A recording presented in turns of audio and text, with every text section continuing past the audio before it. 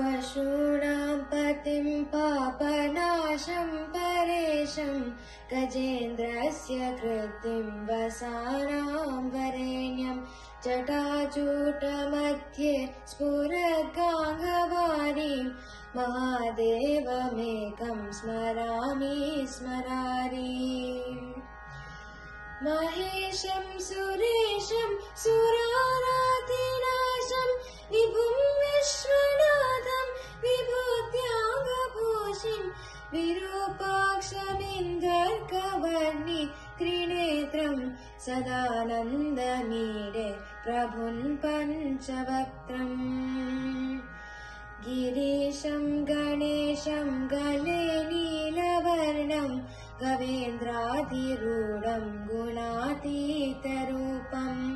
पवं भास्वरं भस्मना भूषिताङ्गं भवानीकलत्रं भजे पञ्चवक्त्रम्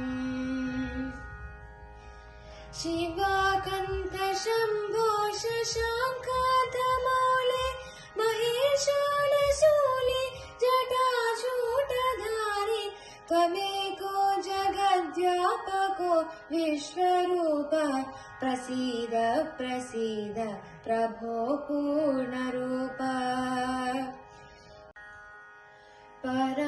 परात्मानमेकं जगद्बीजमध्यं निरीहं निराकारमोङ्कारवेद्यं यतो जायते पाल्यते येन विश्वं तमीशं भजे लीयते यत्र विश्वम्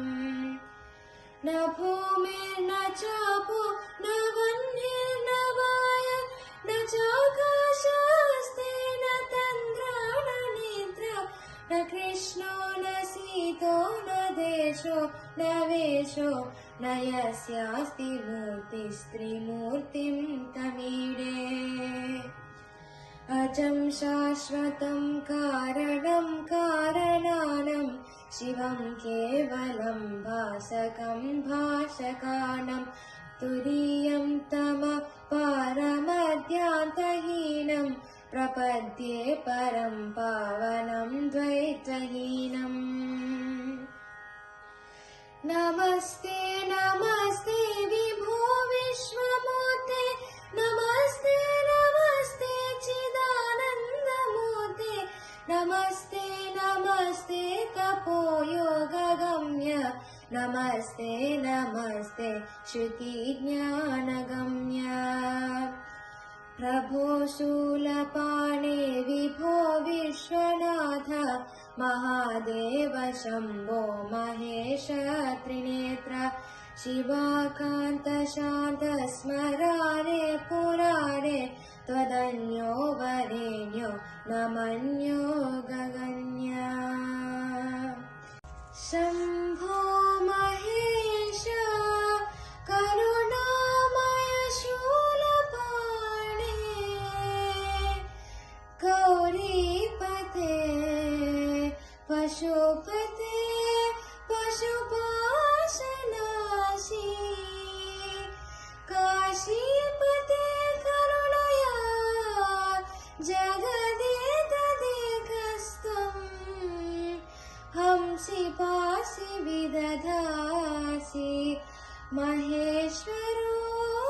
महेश्वरोऽसि त्वत्तो जगद्भवति देव भव स्मरारे त्वय्येव तिष्ठति जगन्मृड विश्वनाथ त्वय्येव गच्छति लयं जगदेतदीश लिङ्गात्मकं हर चराचर विश्वरूपिम् इति श्रीमच्छङ्कराचार्य विरचितं वेदसार शिवस्तोत्रं सम्पूर्णम्।